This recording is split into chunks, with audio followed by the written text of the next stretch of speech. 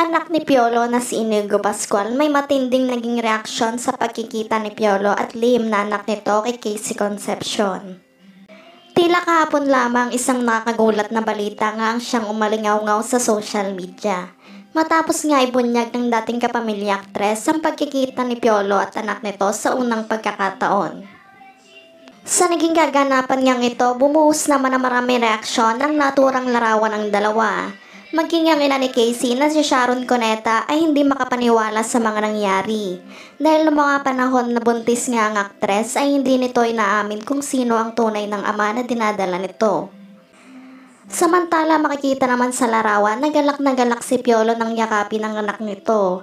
Dahil matapos nga ang mahabang panahon ay nakasama na niya ito. At labis-labis din na pasasalamat niya kay Casey at pamilya Concepcion dahil binigyan siya nito ng second chance para masilayan ang anak. Ayon pa kay Piolo, nababawiin naman na niya ang lahat ng pagkukulang nito sa anak. Nangako din ng aktor na ipapakita nito kung gaano nga niya kamahal ang anak.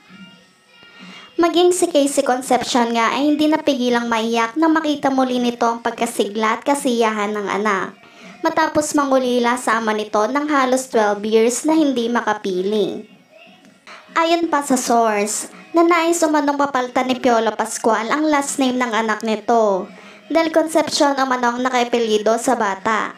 Dahil gusto na umano ni Piolo na maging legal na ang kanyang pagiging ama sa kanilang anak ni Casey. Samantala ngayong araw nga usap-usapang nakarating nga daw ang balitang ito sa anak ni Piolo na si Inigo Pascual. Matapos nga malaman nitong may anak umano sa labas si Piolo kay Casey. Ayon pa kay Inigo, hindi naman daw siya nagtatanim ng sama ng loob sa ama niyang si Piolo dahil sa paglilihim nitong may anak pala sa labas ang aktor. Ngunit ayon naman kay Inigo ay kung saan nga daw masasaya ang ama niyang si Piolo ay susuportahan lang niya ang ama para lang sa kasiyahan nito.